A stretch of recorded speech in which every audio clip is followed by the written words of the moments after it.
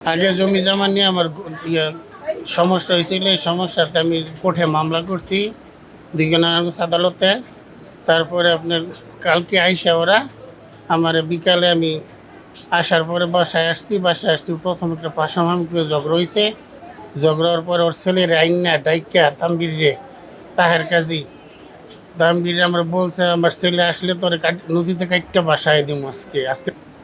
এরপরে আর ছেলেরা টেলিফোন করে আইনা ওর ছেলের হাতে ওর ওয়াইফ মুক্তি বেগম চাপাটি উড়াই দিছে।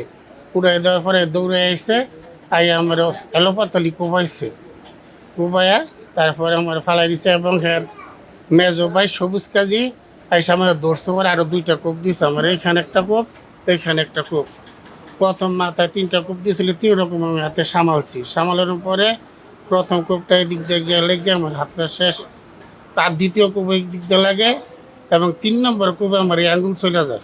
আমার ওয়াইফকে কোপাইছে এবং আমার ছেলেকে হুমকি দিছে আর জীবনে মেয়েরা পালাই দিব নদীতে, তাইলে আর বংশধর কেউ আর থাকবে না। তুইও একা, তোর ছেলেও একা, তোর ছেলে শুদ্ধ মেরে ফেলবো। জীবনে মেরে ফেলবো, বক্স করে দিবে, আমার ছেলেরে রাখবে না, আমার হাজবেন্ডকে রাখবে। আমি না সূক্ষ্ম বিচার চাই।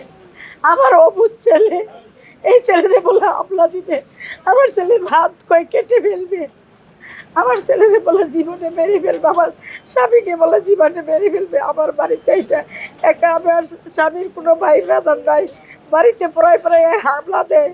ইতিমধ্যে জেনেছি যে আতলাপুর গ্রামে একটা জমি সংক্রান্ত বিরোধের ভিত্তিতে একই পরিবারভুক্ত মানুষের মধ্যে, নিজস্ব আত্মীয় স্বজনের মধ্যে একটা মারামারির ঘটনা ঘটেছে। এ বিষয়ে তানজিলা নামের ভুক্তভোগী বাদী হয়ে লিখিত এজাহার দাখিল করেছে। আমরা ইতিমধ্যে এটা আইনগত প্রক্রিয়া গ্রহণ করেছি।